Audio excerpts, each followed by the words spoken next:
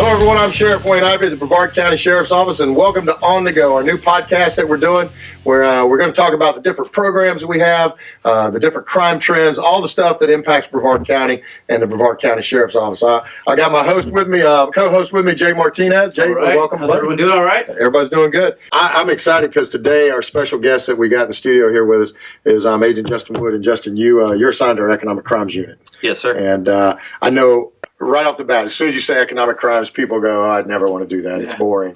It's anything but boring." I thought so too initially. Yeah, but it's not. It's pretty active unit. It is. I always said I never wanted to be behind a desk in my career. I didn't want to get stagnant. I wanted to have that fun and adventure of going call to call. But we're actually a fast-paced unit, and it's fun. It's rapid. It's growing. And I learn every day in this unit. Prior to 2013, there wasn't an economic crimes unit. We started that to try and combat credit card fraud, identity theft, scams against our seniors. I mean, this is Brevard County. We have a very strong senior base, and the that's scams. Incredible. What happened to all those cases? Prior to that, that's there was just wow. You got a case number, and we're told good luck. There was no way to investigate. But now we got a task force. We got not only our own people in it. We've got Melbourne's in it. Who else? Who else participates with us? We have Melbourne.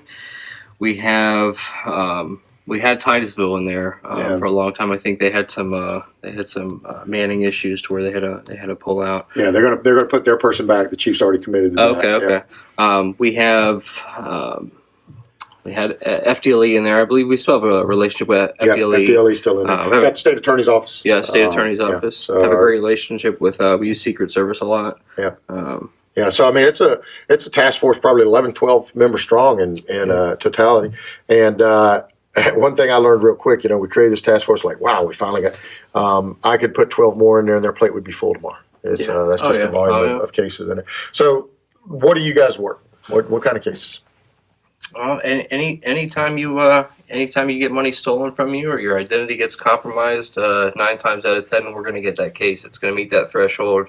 Your identity's been compromised in some sort of fashion, whether a bank account's been open. Yeah. Or, when you say threshold, you say amount of money. So if I'm missing $10, $20, is there a dollar amount that it has to hit before it goes? So that threshold, and I think we were in talks about possibly even increasing it to kind of get our caseload down here. And it just goes to say, the amount of cases that we have, you have to put a threshold on it. Otherwise, you would have case after case after case. It would be almost impossible to keep up with something like that. Yeah. So usually anything under 5,000, certain cases might dictate otherwise, but typically anything over $5,000 would come to us. Your smaller amounts might go to like the general crimes unit or property crimes or something. Sure.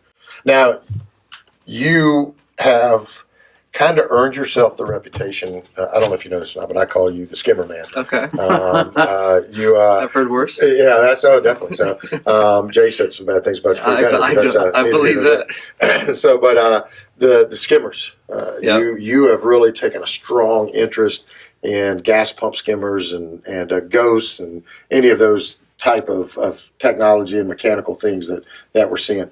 What is a skimmer?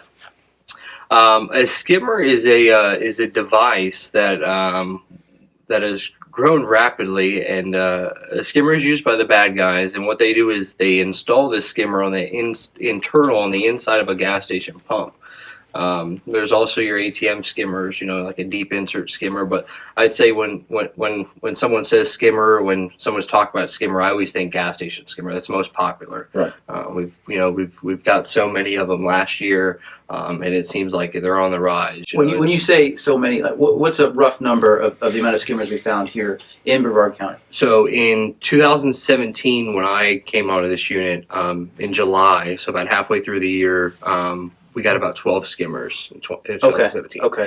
In 2018, I was personally assigned, I recovered about 60 skimmers. Oh, from 12 to 60. Yeah. So that's just me. That's just what I have. I know Titusville, I'm sure they can probably account for 20 more. Yeah. You got your smaller cities that might not report to us. A lot of them do report. They'll say, hey, we got this skimmer. Do you guys want it? I'll say, absolutely. Send it my way. We'll download it.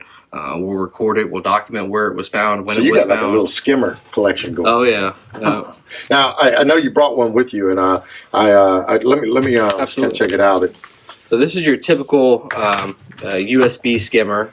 Very very cheap to make. So it's just really it's an insert chip with some electronic stuff on That it. chip it fits in your hand, right? Yeah, And it's a very common chip. You can buy that online. I think that if you order like quantities of 100 or more, you can knock it down to like $12. Comes out to like $12 a piece. for this. Yeah. For this The board this alone. chip, the board, the cable, and the male plug. Extremely easy to make. Requires minimal knowledge. You have to solder in one or two places. So it's like so easy a caveman could do it. very easy. Yeah. Yeah. What's that supposed to mean? So yeah, Jay could do it. Is that it? Yeah, Jay could probably do this one. Yeah. So it goes in the gas pump. Yep. Now I know there's ghosts that we call it. Back when I ran the identity theft task force, we worked a lot of this. The ghost goes on the outside of the pump. It basically is made to look like the outside of the pump, and it goes on, and you put your credit card in, and then it extracts the information. It collects your credit card information, the mag stripe. Yeah, like a ghost, like the overlay, like an overlay. Overlays, Yep, yeah, yep. okay. Yep. I call them overlay. But I've heard what we're seeing, ghost. but what we're seeing most of now is inside the gas pump. Yes. So how Jay decides he wants to go into being a gas pump skimmer after he can't work here anymore for a lot of different reasons, but he decides he wants to go into this. How does he get into it? What does he do? So, like I said, the easy part is building this chip, getting this chip online. Your cost is going to be anywhere from $12 to $15. You buy it online. You do a quick solder. You're ready to rock and roll. Your really only dilemma is you need to find that gas station key. So you're either going to go to a gas station and you're going to steal a key. You're going to buy a key on the underground online, or maybe you throw the store attendant $200 and say, "Hey, give me the key. I'll give it back to you." How long does something like this take to install? I mean, it looks very simple. I only see one connection that would go to the pump. Is it just one connection? Typically, there's one connection. There can be an additional connection, which would also capture your PIN number or your billing zip code. So you're getting that you would type in. my name, my address, my phone number, all the information that's internally stored in my card. In addition to that, you're getting the information that I put in, the PIN number, maybe a zip code. Sometimes it Yes. runs credit. You're getting all that stuff. Mm-hmm. Yep. All through that. All through that, yeah. So you said that you get a key. The pumps are manufactured generally by two companies, Jobarco and Wayne. Yep. So once you compromise the key to one, they're universal. And now you're ready. You would think you for every one you unlock, you got to have a different key. That's just unfortunately that's just not the case. Like you said, Jobarco is probably the most popular pump. When I go out to check, it's like an 80% shot. I roll up to that pump, I can lock it with the key I have. Very rarely do I need to ask for the gas station's key. Sometimes they might upgrade the lock. Doesn't necessarily mean it's skimmer proof at all. It just prevents me from getting into it immediately. But yeah, once you have that key, you can gain access, and I've got it down pretty good science. I can probably install that in 15 seconds. Really? Yeah. And that Hold on, but you ain't doing this though. You just practicing, right? Right. Oh, okay. when you say I'm getting an ulcer here thinking about getting gas. The next time I go, I always look for that red tape. That red tape that's put over the seal. Like, you know what? That's a good pump. And I go ahead and swipe my card, and I have no worries. Is that really something that's going to help out, or is that kind of a myth? Yeah, it might make you sleep better at night, but it's not going to help you out. I mean, I've gone up to pumps that have had skimmers inside the pumps. They've had that red tape on there, the security feature, and it's going to give you that initial peace of mind. But whether or not somebody opens up that pump and they might look in there and they're not going to see that skimmer, they're going to put a brand new piece of tape over there, and they're going to let it ride, and you're not going to. It's almost. I mean, even though the attendants and the companies are trying to help us combat this, it's really almost a false sense of security to think that just because it's got a piece of tape on it, it's secure. And that's probably something we ought to share with our listeners is don't think that the people that are working in the store or that own the stores are the ones that are installing this, because very rarely do we find that. It's usually just a random pick of a gas station and the skimmer puts it in. Yeah,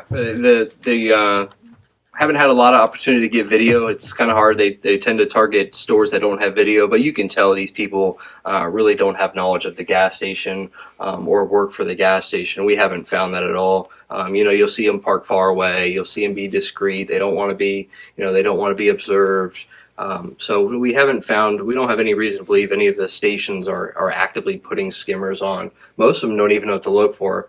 I've gotten to know quite a few of them, and they'll even ask me, hey, can you bring me out there and show me what to look for? And I'll kind of point them out, okay, when you open up this pump, look here, look here, look here. If you see something, don't touch it, just give me a call. Yeah, we just recently did a public service announcement.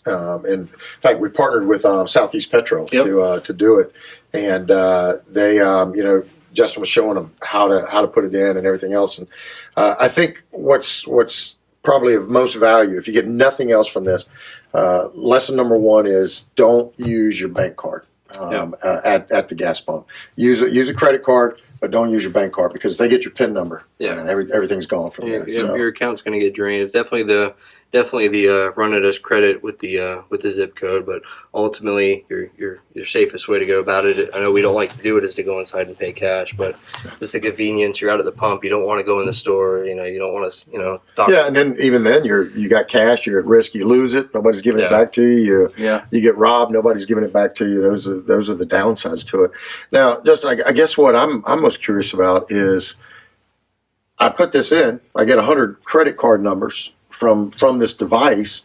What do I do with those credit card numbers? How am I making money off of? So once you collect this, once you go back to the pump, and this one's particularly Bluetooth, so you're gonna go back to the pump and you're gonna download that. You're gonna have your computer. You're gonna download the information that's stored on that. So I don't even got to go back in the pump. You don't Bluetooth. even have, no, just go back, act like you're pumping gas, normal, Joe Schmo. So this isn't a simple model. This is the one that has wireless everything. Yeah, that's the Bluetooth capability. So you're never going to have to go back to that pump. It's very low risk. You go back and act like you're pumping gas, download that information, put it on your laptop, go back home, and start. You're going to have a credit card reader writer, and you're going to transfer that data that you collected, each person's personal information, and you're going to put that on a plastic card.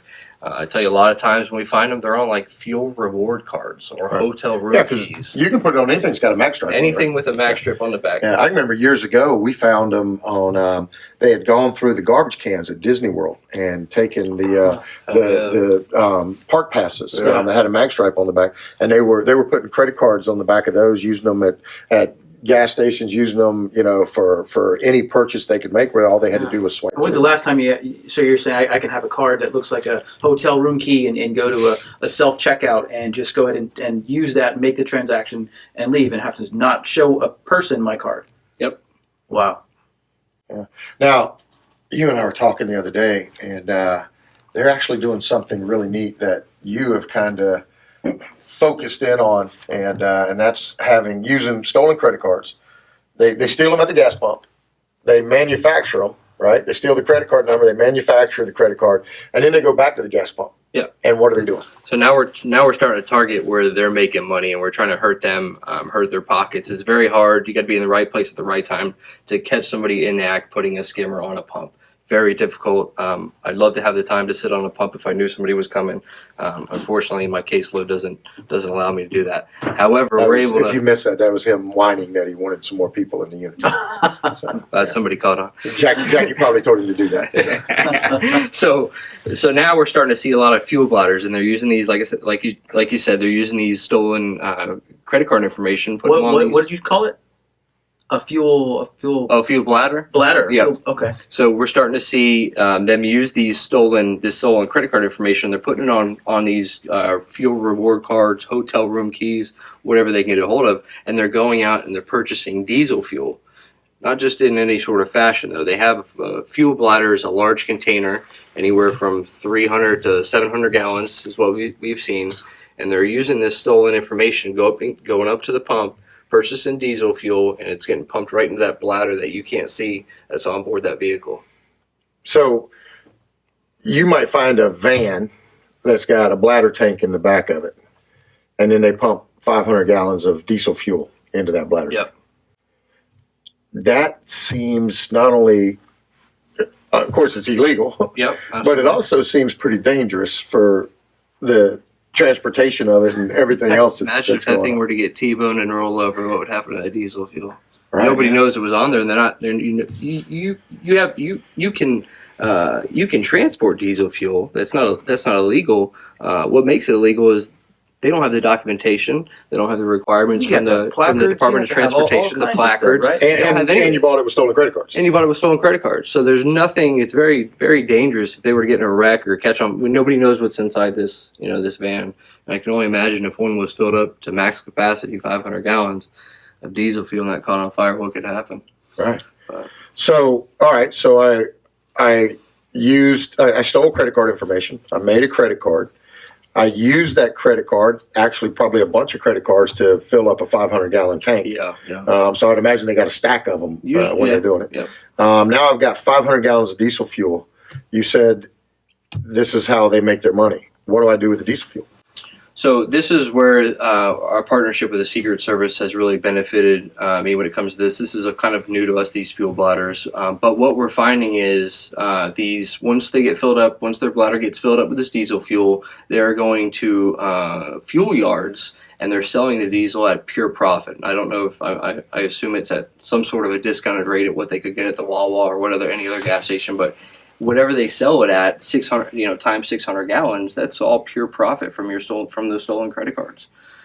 So when you say fuel yards, I'm assuming you're meaning like where semi-tractor trailers park or construction vehicles park, or they just know this is a place on the black market you can go and get underground diesel fuel.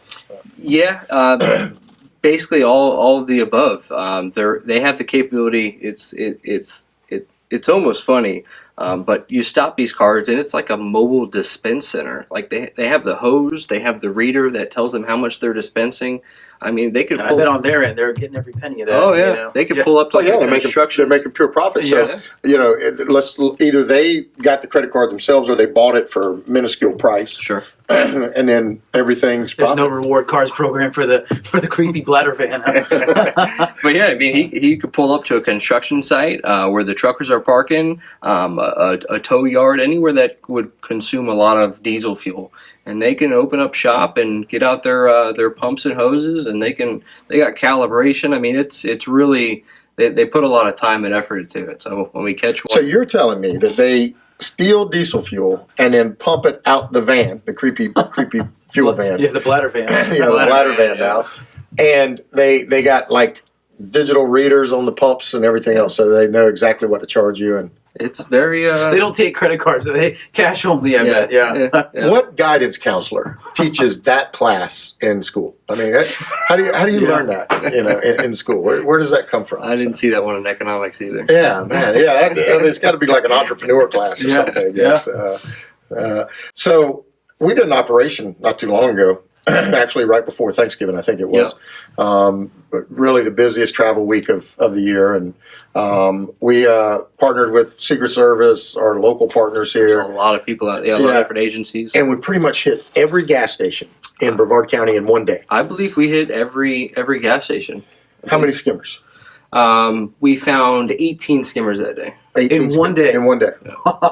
In a matter of, I think we were out there. I was out there a little later, but majority of those were found within like a 5 I'm gonna get. 5 hour I'm gonna time get an period. electric car now. This is this is stressing me out. I'm starting to sweat. Thanks for sharing that. You're with us, welcome. Jay. So, Make sure you keep using the sheriff's office. thanks for that, Justin.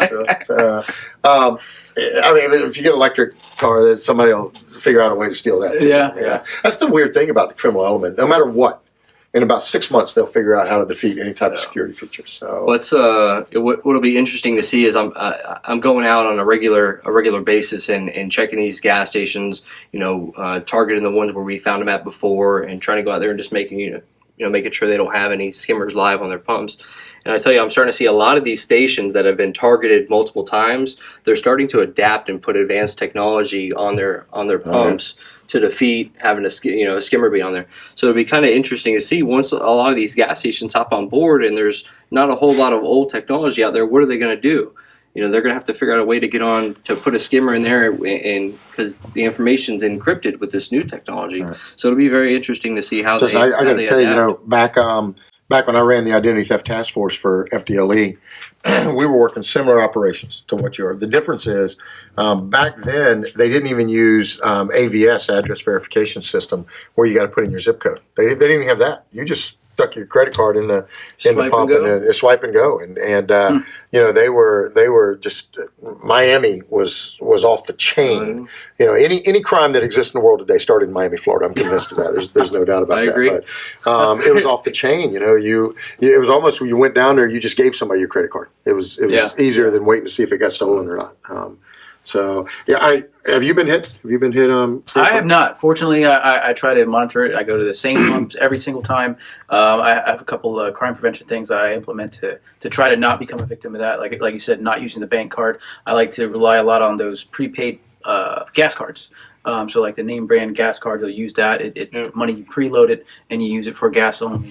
That's the route I go. So.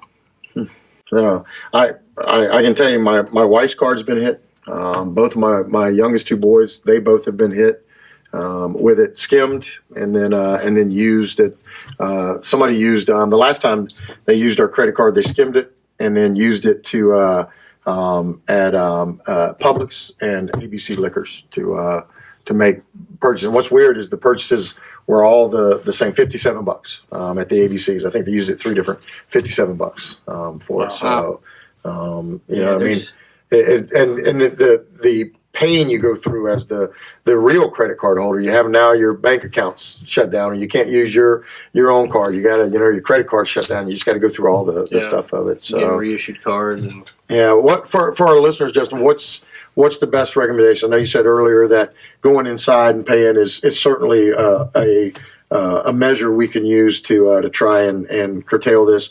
What else? What else can they do? Well, that's the easiest way to avoid it. However, I know a lot of us are busy. We got things to do, places to go, so it's probably not always the most practical. But a couple of the things you could do is, if you're going to get gas and you're going to pay at the pump, try to use the pumps that are you can see from the store. You can see the clerk. Don't if you go out far, it's typically on the farthest pump out. That's where we're finding these skimmers. So try to use one of the inside pumps. So 4 rows of pumps. Try and use the 2 in the middle where you can make eye contact with the customer service rep inside. Yeah. And is that because they have to open the doors on the pumps to install the thing? Yeah. So there's some time. It's 15 seconds, but still, you're there for 15 seconds. You don't want to get caught. So you go on the outermost pumps and you're using those pumps. The odds really increase that there's definitely going to be a skimmer on one of those pumps. They're going to have the door open. They have to have the pump open, the door pump for a little bit. Like I said, it takes about 15, 20 seconds if you're good to install. So you're not going to be right in the middle, and you don't want the clerk to peek over and see what you're doing. If you're sitting there, not getting gas, but your car is there. So, the inside pumps are going to be your best bet. And never use your bank card with your PIN number. No, because then you're just asking for your account to be wiped out. Like I said, these skimmers have the capability of tracking pins. So you get somebody that has a card reader writer in their car, and your bank account could be depleted in less than an hour of you using it at that gas station. Wow. And then you're fighting with your bank to try to get the money back. Wow. Justin, first of all, great to have you on the show. We're getting a little bit short on time, but real quick, tell us about your career here at the Sheriff's Office. What's it like? My career has been very interesting. My first year I was on the road. I was day shift. It really was not my cup of tea. Way too hot. I was getting up at 4 in the morning, a tan. Right? Yeah. I didn't like it at all. So I spent 4 years on midnights. I was over at East Precinct, which is Merritt Island, and the West Precinct, Vieira, Rockledge, Cocoa. That was definitely the funnest time of my career so far. You can't beat midnights. I don't want to go back to it, but you can't beat midnights. And I'm having, this is definitely working for Sergeant Jackie Heron is second to none. It's a great unit to work for, and I'm just having a blast. I love coming to work. All right, man. That's what it's all about right there, right? Yeah. So, thanks for being on the show with Absolutely. us. Jay, always, man. Great to have you. And you got some new ideas here to... this is incredible. So, all right, folks, we got to run. Thanks for listening to us, and we'll see you next time on The Go with BCSO.